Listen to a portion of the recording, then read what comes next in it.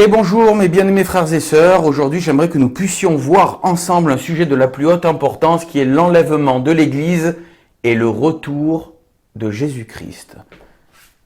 Il s'agit là de notre espérance, puisque nous avons la révélation biblique, nous savons comment être sauvés par la bonne nouvelle, par l'Évangile, grâce au sang de Jésus-Christ qui fait propitiation pour nos péchés, qui nous donne la paix avec Dieu, nous réconcilie avec le Père. Là, nous avons la rémission des péchés et ainsi la vie éternelle. Mais qu'en est-il de la suite? Que va-t-il se produire? Nous avons vu dans une vidéo précédente une étude sur les 70 semaines de Daniel, où on a pu voir comment le prophète a pu prophétiser la mort du Christ et une dernière semaine de 7 ans, donc les 7 dernières années du monde, qui viennent après le temps de la grâce et qui se terminent par le retour physique de Jésus-Christ sur la terre. Mais quand l'enlèvement? Certains ne croient même plus en l'enlèvement, certains le situent complètement à la fin de cette grande tribulation, ce temps de la colère de Dieu où les jugements de Dieu s'abattent sur terre par 7 sceaux, 7 trompettes, 7 coupes, et d'autres le situent au milieu, et certains, d'autres comme moi, le situent au début, avant l'entrée dans la période de la colère de Dieu. Nous allons voir pourquoi, on ne va pas débattre sur lui pense ci, lui pense ça, lui il a faux, lui il a tort. Nous sommes tous frères en Christ, du moment que nous avons la même foi en l'évangile qui sauve et que nous pratiquons les commandements de Dieu pour lui être agréables et que nous marchons dans ses pas, appuyés sur la sainte parole de Dieu, nous sommes tous frères. Nous sommes tous frères, peu importe le moment de l'enlèvement, avant, pendant, après, on verra bien, mais il est intéressant de voir à la lumière des Écritures, pour avoir peut-être un positionnement plus juste, plus clair et plus en adéquation avec l'Écriture, quand est-ce que cela peut avoir lieu? Eh bien, mes frères et sœurs, je vais vous montrer, par la parole de Dieu, on y a rassemblé quasiment la totalité des versets qui ont trait à ce sujet.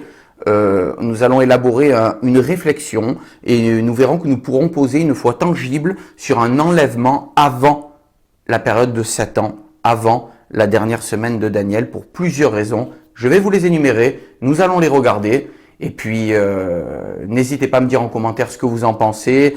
Je mettrai également un long commentaire sur la vidéo elle-même, où j'argumenterai un peu plus en détail par rapport à vos autres points de vue. On aura un petit temps de réflexion à la fin de vidéo sur ceux qui pensent que l'enlèvement aura lieu après, au moment où Christ revient sur terre, après les 7 ans de tribulation, eh bien, il situe l'enlèvement à ce moment-là. Donc, on est enlevé et on redescend immédiatement. Donc, on va voir pourquoi ce n'est pas possible, sans rentrer trop dans les détails, mais juste en répondant aux 2 petits arguments que régulièrement ils mettent en avant. Donc, nous allons voir maintenant l'enlèvement pré-tribulationnaire. Voilà, l'enlèvement avant la tribulation. Regardez. Je vous ai fait comme d'habitude un petit schéma, une ligne dans le temps. Nous avons le temps de la loi, où Israël était sous la loi de Moïse. Puis arrive le jugement de nos péchés dans la chair de Jésus-Christ. Jésus dit en Jean chapitre 12 verset 31, « Voici maintenant, pas à la fin des temps, maintenant, à l'époque de Christ, a lieu le jugement de ce monde. Donc les péchés de l'humanité mis dans ma chair, les ténèbres s'abattent autour de Golgotha. Christ est frappé de la colère de Dieu pour que le juste châtiment qui nous donne la paix soit tombé sur lui. Donc les péchés, le salaire du péché, la mort, a été payé. Nous sommes rachetés par le sang précieux de Christ, comme d'un agneau sans défaut et sans tache. Le voile du temple se déchire en 2 de haut en bas. L'accès au lieu très saint est à présent ouvert, puisque nous sommes purifiés de tout péché. Il ouvre le temps de la grâce, le temps de l'Église, qui était un mystère selon Paul. Et c'est lui le ministre qui était là pour annoncer l'Évangile qui sauve. Donc nous sommes dans le temps de la grâce où Pierre nous dit que comme des pierres vivantes, nous chrétiens, eh bien nous sommes assemblés, puisque c'est là le mot ecclésia, c'est pas l'Église, c'est l'assemblée. Nous sommes donc rassemblés, assemblés, chaque chrétien comme une pierre vivante mis à l'édifice pour former une maison sainte, un saint sacerdoce, et sur lequel nous sommes appuyés, ancrés, enracinés, selon Éphésiens 2, chapitre 20, sur ce fondement qu'est Jésus-Christ, et sur le fondement des apôtres et des prophètes. Donc nous avons la pierre angulaire Jésus-Christ, au-dessus nous avons les apôtres et les prophètes, et nous sommes les pierres vivantes édifiées là-dessus. Nous sommes l'Église, l'assemblée du Dieu vivant. Ensuite, cette période de grâce va se terminer, nous allons le voir un peu en détail, par l'enlèvement de l'Église et la première résurrection. Alors il y a la première résurrection, la seconde résurrection. C'est celle des justes, celle des injustes. Ceux qui vont à la vie éternelle, ceux qui vont au jugement, donc au grand trône blanc.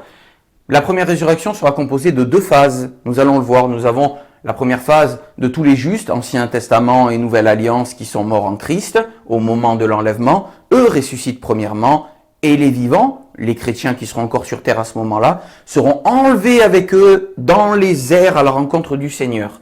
La deuxième résurrection des justes, on va dire la phase 2 de la première résurrection, aura lieu après les 7 années de colère de Dieu, la période de la grande tribulation. Ce sera les personnes qui se seront converties pendant la période de 7 ans, qui ont raté l'enlèvement, puisque c'était des chrétiens tièdes, des chrétiens qui n'étaient pas vigilants, qui ne pratiquaient pas leur foi comme le Seigneur le demande, qui ne laissaient pas briller la flamme. Rappelez-vous de la parabole des vierges folles et vierges sages, celles qui avaient de l'huile et celles qui n'en avaient pas.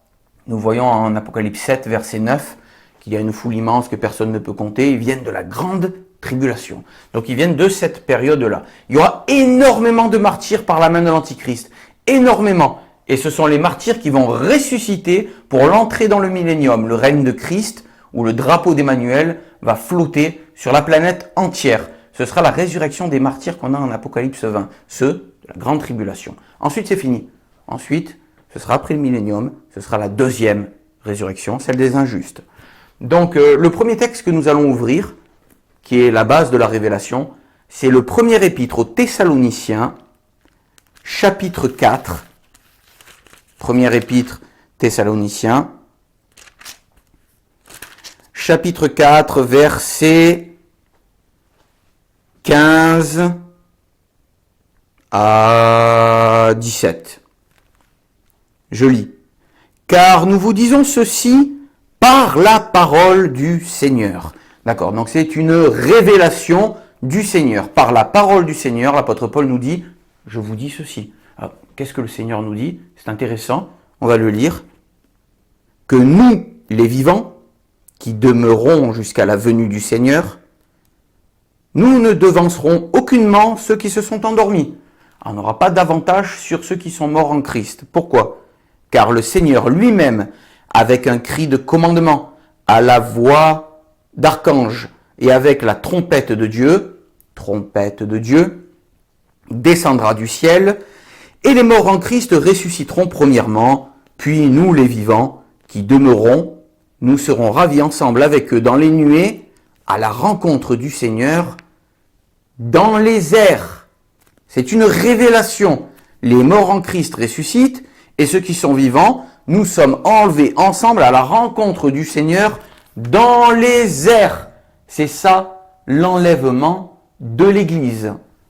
Donc ça, c'est le texte, on va dire, principal avec 1 Corinthiens 15, 51-52, où il est également fait référence au son de la dernière trompette. Alors, quand elle sonnera, les morts en Christ ressusciteront et les vivants seront enlevés. Voilà la révélation que le Seigneur Jésus-Christ a donnée à l'apôtre Paul concernant l'enlèvement, ce mystère, l'enlèvement de l'Église. Alors pourquoi un enlèvement?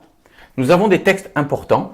Ce sont ces 4 textes que j'ai mis au-dessus de la colère de Dieu. La colère de Dieu, c'est cette période de 7 ans où les plaies du Seigneur vont s'abattre sur ce monde pécheur. C'était déjà annoncé dans Actes chapitre 17, où il était dit que Dieu demande maintenant à tous les hommes et de toute confession, de tout pays, de tout peuple, toute langue, toute nation, qu'ils se repentent. Et il dit pourquoi? Parce qu'il a prévu un jour où il va juger le monde en justice. Donc, il va juger la terre habitée, le monde. Et c'est vraiment cette période que l'on retrouve dans le livre de l'Apocalypse de Jean, où à partir du chapitre 6 jusqu'au chapitre 19, Dieu juge le monde par sa colère. En 1 Thessaloniciens, chapitre 1, verset 10, 1 Thessaloniciens, chapitre 1, verset 10, il est dit, verset 9, un peu avant, 9 et 10, vous vous êtes tournés des idoles vers Dieu, donc Paul s'adresse aux frères qui sont à Thessalonie, et il leur dit, vous vous êtes tournés des idoles vers Dieu pour servir le Dieu vivant et vrai, et pour attendre des cieux son Fils, qu'il a ressuscité d'entre les morts, Jésus, qui nous délivre de la colère qui vient.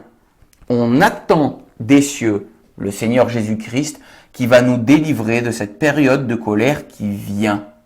Apocalypse 3.10, c'est la période du temps de l'Église, chapitres 2 et 3, ce sont les choses qui sont, comme le dit le Seigneur Jésus-Christ dans le livre saint. Apocalypse 3.10, c'est une promesse à une église où il est dit « Parce que tu as gardé ma parole, je te garderai aussi de l'heure de la tentation qui vient sur le monde. » Donc de cette période de colère. Et très exactement, le mot grec c'est « ek » qui veut dire « hors d'eux »,« en dehors d'eux ». Je te garderai « ek » de la tentation qui vient s'abattre sur le monde. Donc là, on est préservé, on est mis en dehors de cette période qui est la colère de Dieu, comme je vous l'ai dit, manifestée par 7 sceaux, 7 trompettes, 7 coupes. J'ai mis 6 et la 7e trompette, elle est là, parce qu'à partir de la 7e trompette, nous sommes dans la dernière moitié des 7 ans. Et il y a quelque chose de terrible qui se produit à partir de la moitié de cette dernière période de 7 ans du monde, c'est que l'Antichrist, la bête, va s'asseoir lui-même dans le temple de Dieu, se proclamant lui-même Dieu. Donc il va falloir s'attendre à une reconstruction du temple de Jérusalem avec une reprise du culte lévitique, sacrifice des animaux pour pouvoir couvrir les péchés. Et l'Antichrist va s'asseoir lui-même dans ce temple, il va se déclarer lui-même Dieu. Et là, il amène une tribulation sans pareil qu'on trouve dans Daniel chapitre 7, dont le prophète a eu une vision où il va massacrer les saints du Très-Haut. Ce sera un temps d'angoisse pour Jacob, il est écrit. Donc Jacob, c'est Israël. Il a été renommé Israël par le Dieu Tout-Puissant. Donc les Juifs vont subir une persécution comme jamais. Cette période de 7 ans s'ouvre par un fait important. On n'a qu'un seul verset qui le mentionne. C'est le prophète Daniel, chapitre 9, verset 27, où il est dit « Et il, l'Antichrist, confirmera une alliance pour 7 ans. » Donc, Antichrist, point rouge, il est là. Il confirme une alliance pour 7 ans avec Israël. Et au milieu de la semaine, donc nous sommes ici, 3 ans et demi, puisque c'est une semaine d'année, on l'a vu dans l'étude sur les 70 semaines de Daniel, au milieu de cette semaine, il s'assoit lui-même dans le temple de Dieu, se proclamant lui-même Dieu, et là il amène une persécution, là il y a même la colère de l'Antichrist, en plus de la colère de Dieu. Donc c'est catastrophique, c'est abominable, on peut même pas imaginer, ça va être Jésus l'a dit dans Matthieu 24, ça va être un temps de détresse et d'angoisse comme le monde n'en a jamais connu depuis la création, donc le déluge c'est rien, et qu'il n'y en aura plus jamais.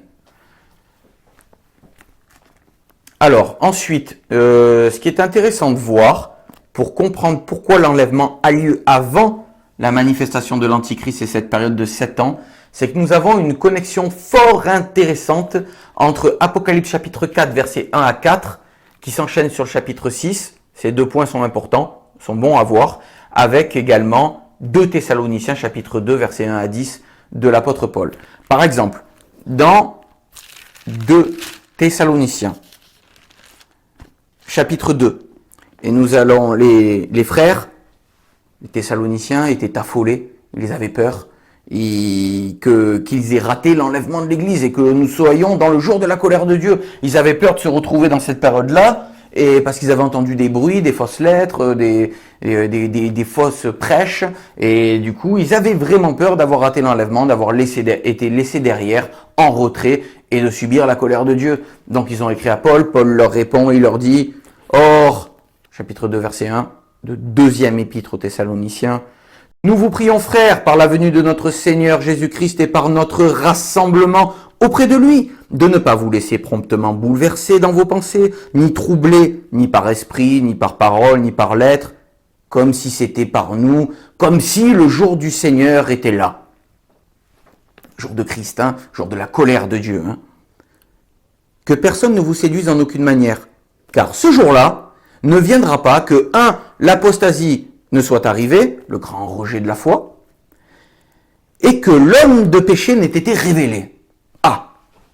Donc, la colère de Dieu, qui se termine, qui se clôture par les 7 coupes de la colère de Dieu et par la bataille d'Armageddon, ce jour-là ne viendra pas que d'abord, on ait vu l'apostasie, grand rejet de la foi, et la manifestation de l'Antichrist.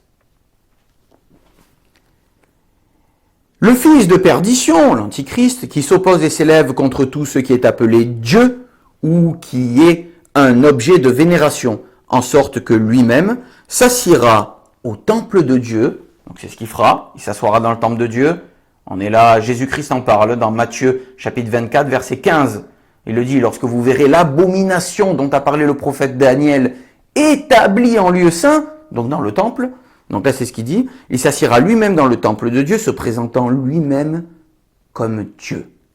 Verset 5, ne vous souvenez-vous pas que quand j'étais encore auprès de vous, je vous disais ces choses?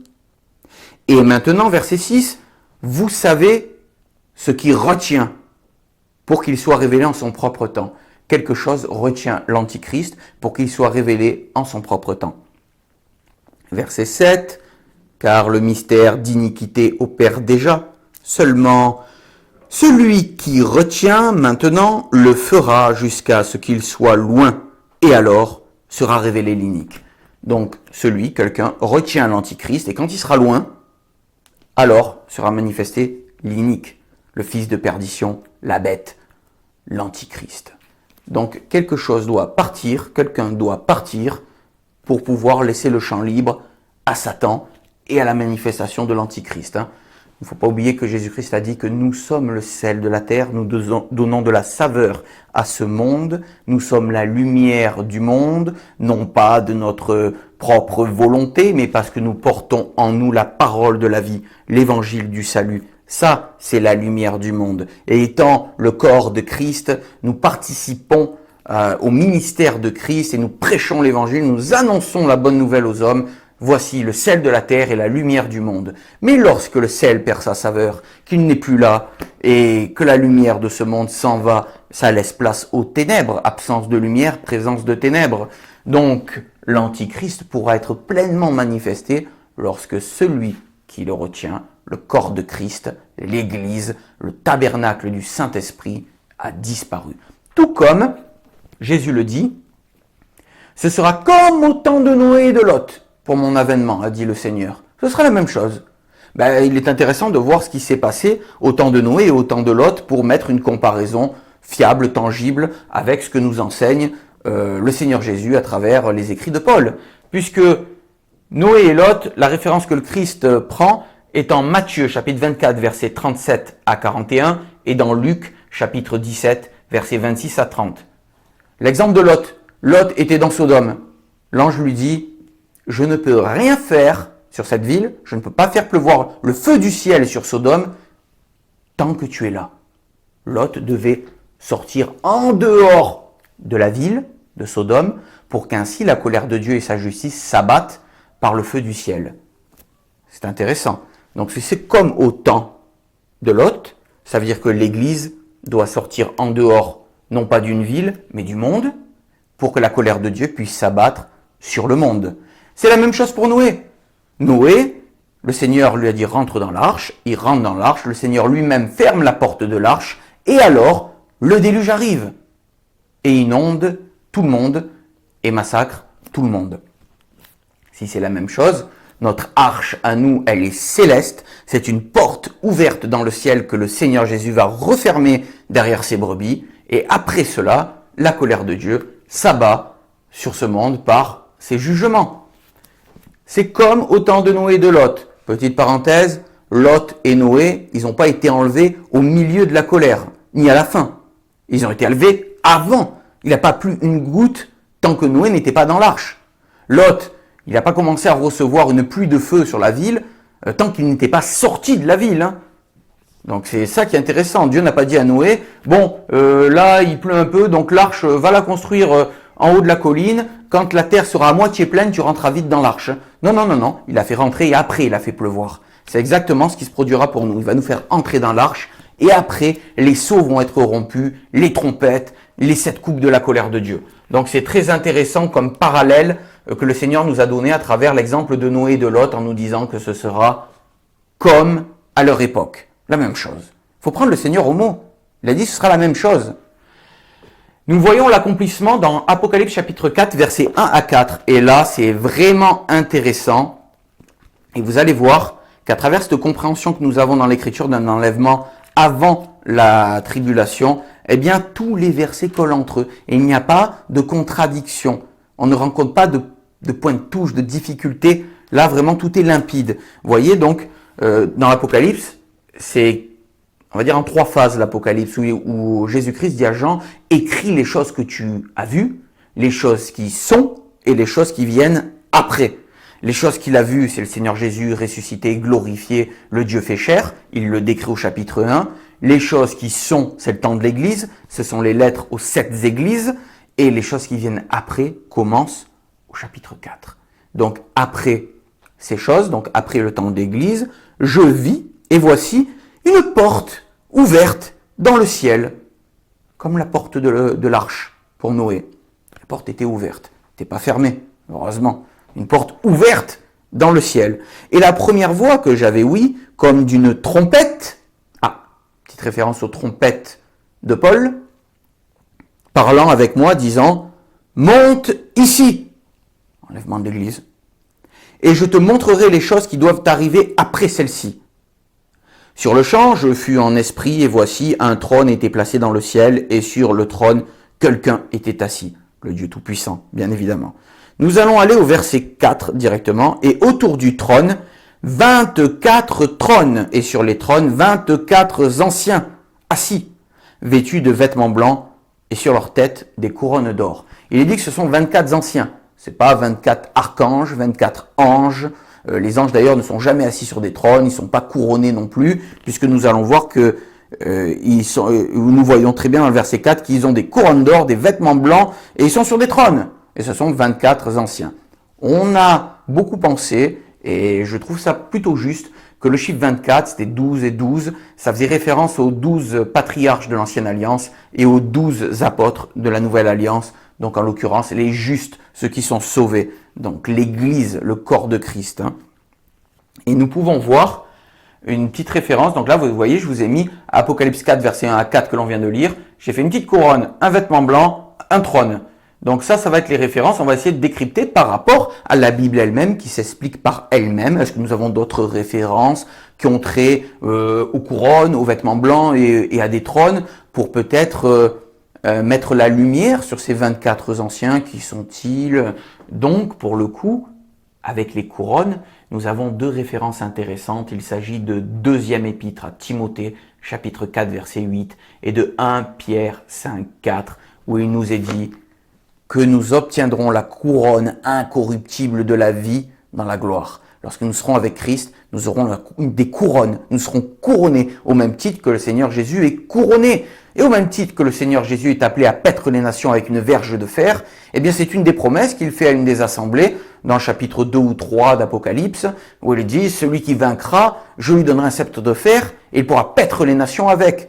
On participe à sa gloire, on participe à sa royauté, on participe au jugement, puisqu'il dit, ne savez-vous pas que les saints jugeront le monde? Nous sommes appelés à juger, nous sommes le corps de Christ, il est la tête, nous sommes un, parfaitement un, comme dit Christ. Donc il est tout à fait logique que l'épouse de Christ, l'Église, participe aux activités du Seigneur Jésus-Christ. Vêtements blancs, pourquoi? Apocalypse 19, versets 7 et 8, pendant les noces de l'agneau, lorsque Christ épouse l'assemblée, l'Église qu'il a enlevée de la terre, c'est les noces de l'agneau.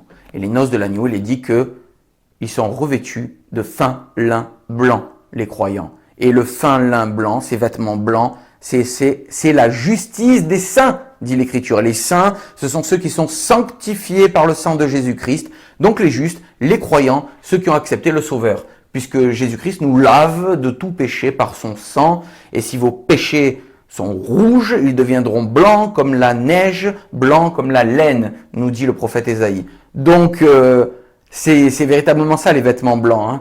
Et on le retrouve également dans Apocalypse chapitre 7 au verset 9. Apocalypse chapitre 7, verset 9, quand il est fait référence à une grande foule de toute tribu, langue, nation, que personne ne pouvait compter, il est écrit qu'ils viennent de la grande tribulation. Donc ce sont ceux qui auront raté l'enlèvement, qui se convertiront pendant la colère de Dieu, pendant cette période de trouble sur terre. Et ils sont revêtus de vêtements blancs, eux aussi, et ils ont lavé leurs robes. Il est dit, ils ont lavé leurs robes et les ont blanchis dans le sang de l'agneau. Ils sont habillés de vêtements blancs, blanchis dans le sang de l'agneau, le sang qui purifie, la foi au sang du Christ, à son sacrifice, qui nous rend plus blancs que la neige et qui nous purifie de tout péché. Donc voilà pourquoi ces 24 anciens, dans la gloire céleste, ont des couronnes, la couronne incorruptible de la vie, suite à l'enlèvement, promesse accomplie que Pierre nous révèle dans son premier épître, au chapitre 5, verset 4, vêtements blancs, puisque le sang de Christ nous a lavé de tout péché, et ils sont assis sur des trônes parce qu'on a l'autorité de juger avec Christ. 1 Corinthiens 6, verset 2, ne savez-vous pas que vous jugerez le monde et même les anges? Dans Matthieu, juste une autre petite référence pour les vêtements blancs, Matthieu chapitre 22, versets 12 à 13, intéressant à regarder, débrief ultra rapide, c'est le temps des noces, et il y a une personne qui n'a pas de vêtements blancs, et il est jeté en dehors, dans les ténèbres du dehors, parce qu'il n'avait pas un habit propre, un vêtement blanc, pour assister aux noces. Donc il s'agit du sacrifice de Jésus-Christ. Il ne croyait pas au Seigneur Jésus, il était mis dehors, son vêtement était plein, entaché par le péché, par de nombreux péchés, et il n'avait pas le bénéfice du sacrifice de Christ où les péchés du coup ont été mis dans la chair de Jésus-Christ et ainsi purifiés, lavés de tout péché. Donc cette petite référence est intéressante. Et concernant le trône, je vous ai mis une dernière référence, c'est Matthieu chapitre 19, verset 28. Verset 28, oui, où le Seigneur Jésus dit « Lorsque le Fils de l'homme reviendra dans sa gloire, vous serez assis, il parle aux apôtres, sur 12 trônes et vous jugerez les 12 tribus d'Israël. » Donc, assis sur un trône a fait une référence à un jugement. Et on participe au jugement, c'est une promesse comme on l'a vu dans 1 Corinthiens 6, 2. Vous jugerez le monde, donc le jugement s'exerce avec autorité, assis sur un trône. Vêtements blancs, purifiés, lavés de tout péché, couronne, eh bien c'est la récompense. La couronne incorruptible de la gloire, de la vie que le Seigneur nous offre. Donc les 24 anciens, il est de toute évidence pour moi une réalité qu'il s'agit là de l'Église enlevée dans la gloire céleste. Et la connexion qui se fait avec 2 Thessaloniciens chapitre 2, versets 1 à 10, où on a lu que celui qui le retient, l'avènement de l'Antichrist, le fera jusqu'à ce qu'il soit parti. Donc une fois que l'Église est enlevée, alors l'Antichrist peut se manifester.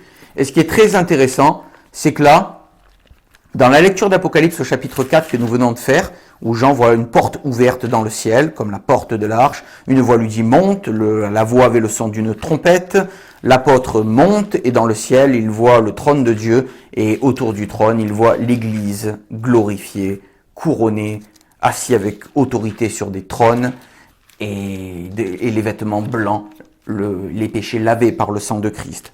Par la suite, que se produit-il? Il est l'heure d'ouvrir les sceaux, les premières malédictions de Dieu, les premières plaies qui vont s'abattre, la colère de Dieu va s'abattre. Et je vous renvoie au chapitre 5, quand il ouvre le premier sceau, c'est chapitre 6, excusez-moi, verset 1, « Et je vis lorsque l'agneau ouvrit l'un des 7 sceaux. » Donc le premier. « Et j'entendis l'un des 4 animaux disant, comme une voix de tonnerre, viens et vois. Et je vis, voici un cheval blanc. » Ce n'est pas le Christ, puisque le cheval blanc avec Christ dessus, qui s'appelle la parole de Dieu, on le retrouve en Apocalypse 19 lorsqu'il revient sur le mont des Oliviers. Mais là, c'est un cheval blanc. Donc, on peut peut-être penser que l'Antichrist, c'est le nouveau Messie que les Juifs vont attendre et vont accueillir. Donc, une pâle copie du cheval blanc de Christ. Un cheval blanc arrive et celui qui était assis dessus, ayant un arc et une couronne, lui fut donné. Il a une autorité. Il a une autorité. Et il sortit en vainqueur et pour vaincre. Donc, on y voit, je pense, l'Antichrist. Premier sceau, l'Antichrist arrive pour confirmer son alliance de 7 ans avec Israël. Au bout de 3 ans et demi, il cassera cette alliance et se déclarera lui-même Dieu et s'assoira lui-même dans le temple de Dieu. Donc là, on a une belle connexion avec 2 Thessaloniciens, où celui qui retient l'apparition de l'Antichrist ne peut être que l'Église. De toute façon, on n'a jamais trouvé une autre interprétation qui tient la route. Ça amène toujours à des difficultés plus grandes sur d'autres passages. Donc, c'est pas forcément la solution. Ça ne peut être que l'Antichrist. Ça ne peut être que l'Église qui est enlevée et alors l'Antichrist est manifesté. Et comme on le voit en pratique dans la révélation de l'Apocalypse, Chapitre 4, vous avez vu, il y avait l'enlèvement avec la porte ouverte dans le ciel, les 24 anciens qui sont là, et après, les sceaux sont ouverts. Et le premier sceau, il semble bien que ce soit l'Antichrist qui arrive. Donc on a vraiment une connexion parfaite avec 2 Thessaloniciens et Apocalypse 4 et Apocalypse 6. Donc voilà pour la référence que voici. Ensuite, qu'est-ce que nous avons d'autre d'intéressant?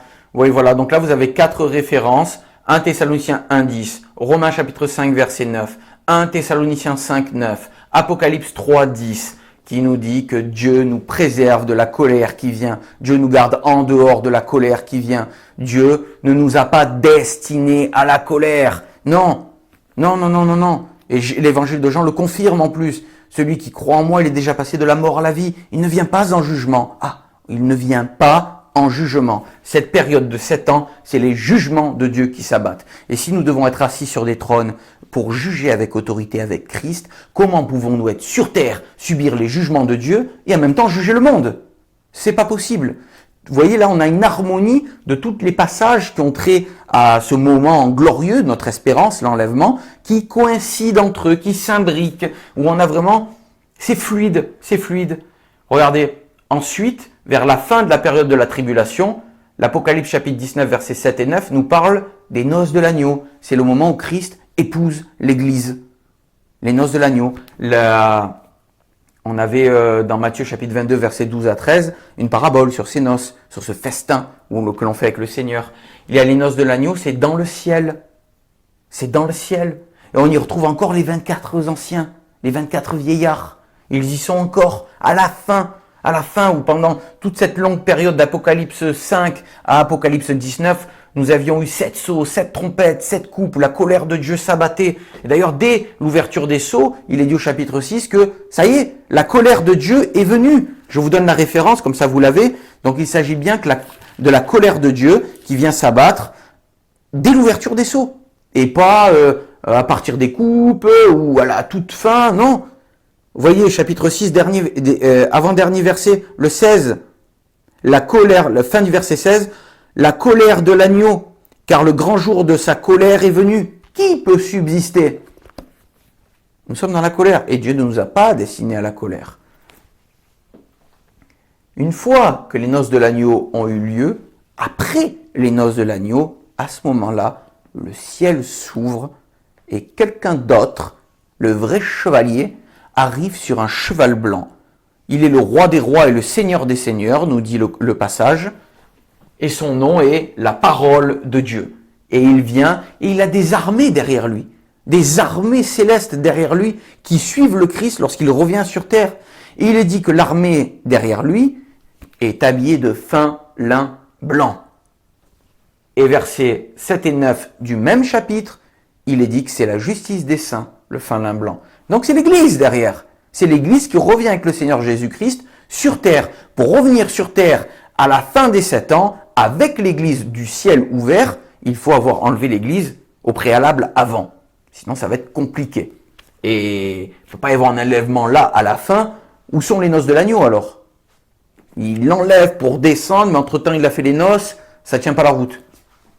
Lorsqu'il revient, Apocalypse 19, versets 11 à 15, nous voyons que Christ revient avec l'Église. Il est appelé la parole de Dieu et l'Église est habillée de fin lin blanc, même vêtements que les 24 anciens dans Apocalypse chapitre 4, versets 1 à 4. Et nous avons là l'accomplissement de la prophétie de Zacharie, chapitre 14, versets 4 et 5, où il est dit que l'Éternel lui-même, en ce jour de détresse, de trouble mondial, où Jérusalem sera envahie par des armées, en ce jour, l'Éternel lui-même viendra, posera ses pieds sur la montagne des Oliviers, et il viendra avec tous ses saints, l'Église. Et maintenant, dans le Nouveau Testament, dans cette révélation que nous avons eue par le Seigneur Jésus-Christ, nous savons que c'est Jésus-Christ qui revient et que les saints, ce sont l'Église, son corps, son épouse, qu'il a épousé les noces de l'agneau juste avant. Donc, accomplissement, l'Éternel revient avec tous ses saints. Jésus est Dieu, c'est Jésus-Christ qui revient avec tous ses saints. Dans Actes chapitre 1, quand Jésus est enlevé au ciel, les anges disent aux apôtres, pourquoi regardez-vous au ciel celui qui va revenir? De la même façon qu'il est parti, il va revenir. Et il est parti, l'Écriture nous dit, de la montagne des Oliviers. Donc il va revenir à la montagne des Oliviers, puisqu'il revient de la même manière, au même endroit. Et c'est ce que nous dit la prophétie de Zacharie au chapitre 14, versets 4 et 5, qu'il revient, il pose ses pieds, l'Éternel, sur la montagne des Oliviers.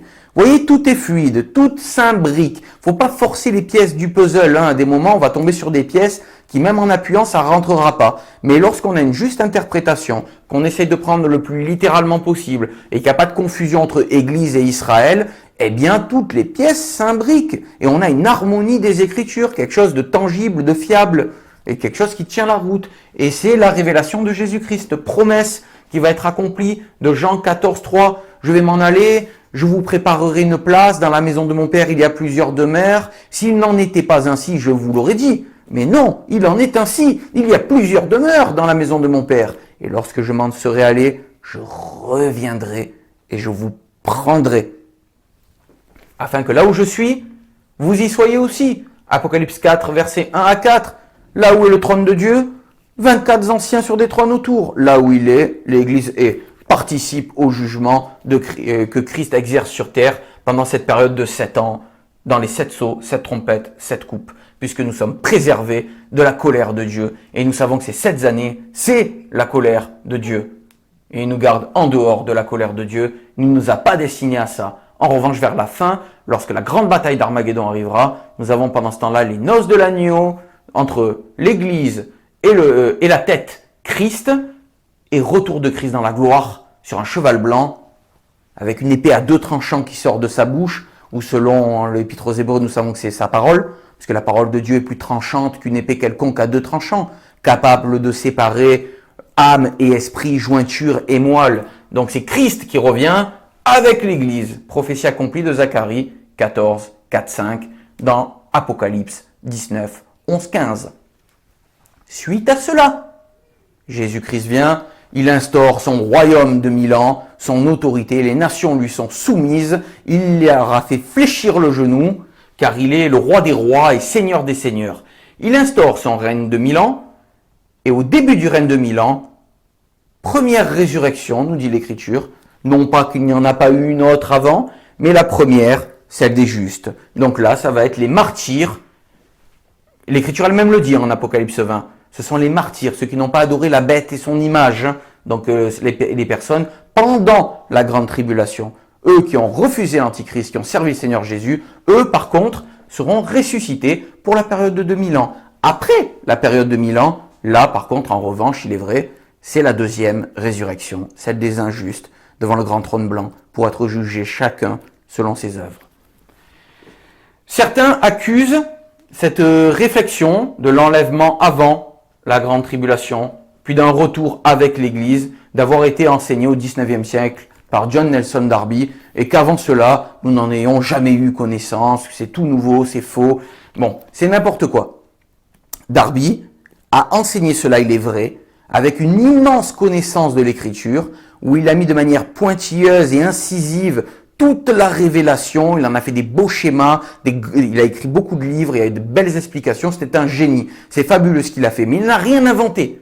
Parce que nous pouvons le voir, je vais vous donner la référence d'un livre, si vous voulez l'acheter, il vaut pas grand chose, vous le trouverez sur Amazon, il fait quelques pages, il n'est pas épais, mais il est uniquement en anglais, il n'a pas été traduit en français, donc pour les bilingues, ceux qui connaissent un petit peu, sinon mettez-vous-y. En l'occurrence, voici la foi des premiers pères qui croyaient en un enlèvement avant cette période de grande tribulation. Ils y croyaient, c'était la foi des premiers chrétiens. Vous avez le pasteur d'Hermas en 150 après Jésus-Christ, Irénée de Lyon en 150 après Jésus-Christ, il y a Hippolytus, Victorinus, Cyprien, et vous avez également Éphraïm le Syrien en 373 après Jésus-Christ, donc on est loin quand même du 19e siècle. Je vais vous lire, voici le livre. Le livre, c'est The Rapture de Ken Johnson. Et je vais vous lire uniquement une citation de Éphraïm le Syrien. Donc il a dit, à cause de cela, tous les saints et les élus du Seigneur seront enlevés, seront rassemblés ensemble avant la tribulation qui est sur le point d'arriver. Donc il y a un enlèvement qui se produit avant la tribulation qui vient d'arriver. Bon, les pères, on sait qu'ils ont dit tout et son contraire, il est vrai, mais il est intéressant de voir que dans les premiers siècles, on a beaucoup de pères qui prêchaient un enlèvement avant la période de la tribulation. C'est la compréhension logique de tous ces textes qui s'imbriquent, comme le Seigneur Jésus-Christ l'a dit, ce sera comme au temps de Noé et de Lot. C'est la même chose. Alors analysons le temps de Noé et de Lot dans la Genèse, et ainsi nous savons que la suite des événements que nous attendons se produira de la même manière. Donc on n'a pas à craindre cette période de grande tribulation parce qu'elle n'est pas pour nous. Nous ne la verrons même pas. Nous ne verrons même pas l'Antichrist. C'est notre départ qui laissera le champ libre à l'Antichrist pour être manifesté par cette signature, ce traité de paix qu'il va signer. Et là, je vous renvoie une fois de plus à Daniel chapitre 9, verset 27. C'est la dernière semaine de 7 ans que l'on attend, qui a été prophétisée par Daniel. Voilà. Et juste une petite réflexion rapide, c'est par rapport à ceux qui pensent que l'enlèvement aura lieu ici, un bel aller-retour, un virage à 180 degrés en frein à main, où on monte et on redescend avec le Seigneur Jésus. Donc on traverse le temps de la colère de Dieu, on se prend des grêlons de 38 kilos sur toute la face du globe, mais c'est pour les brebis de Dieu également, hein. C'est pour le corps du Christ, c'est pour l'épouse de Christ.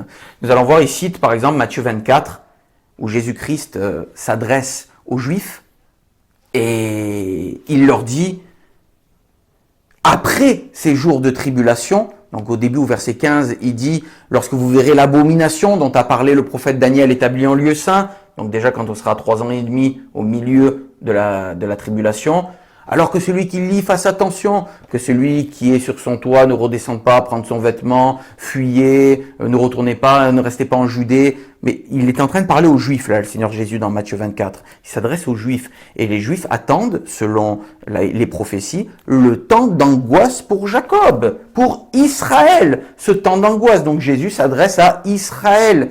Et il lui dit, après ces jours de tribulation, alors, je rassemblerai mes élus des 4 vents.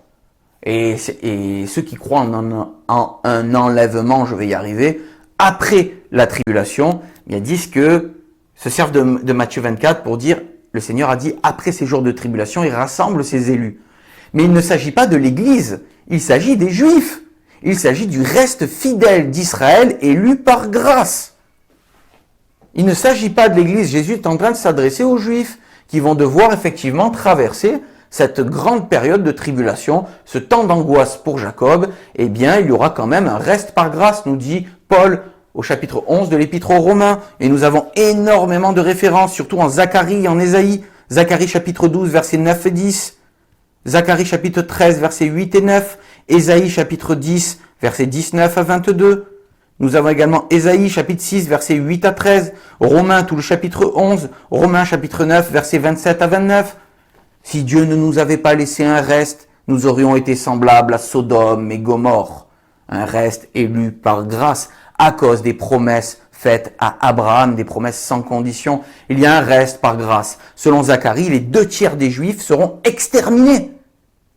Et 1 tiers, Dieu le mettra dans le feu. Il l'éprouvera comme on éprouve l'or et l'argent, et il le fera re-rentrer dans les liens de l'alliance.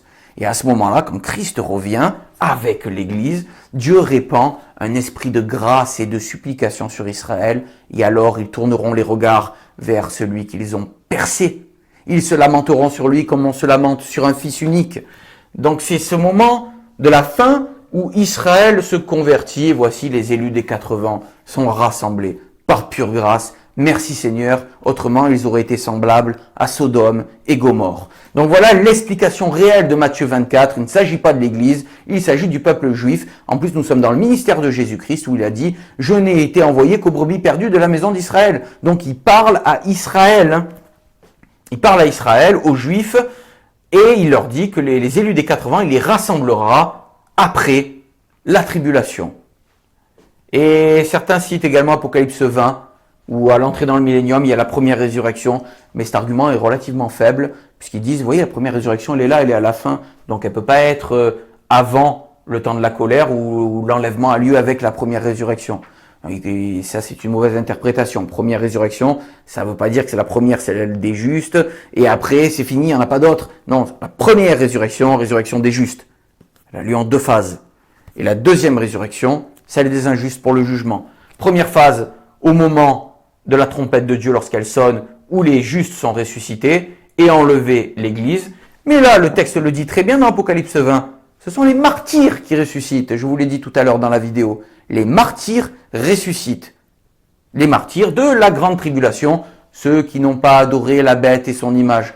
Donc il ne s'agit pas là de l'Église, puisque sinon, expliquez-moi, si la résurrection a lieu à ce moment-là, ça veut dire quoi? Que l'enlèvement a lieu à ce moment-là, pour l'entrée dans le millénium? Il a servi à quoi l'enlèvement? Et qu'est-ce qui s'est produit alors en Apocalypse 19, versets 7 à 9, lorsqu'il y avait les noces de l'agneau dans le ciel?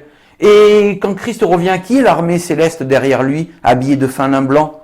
Et que se produit-il en Apocalypse chapitre 4, versets 1 à 4, avec tous ces 24 anciens qui ont des couronnes, des vêtements blancs, assis sur des trônes, comme nous avons vu?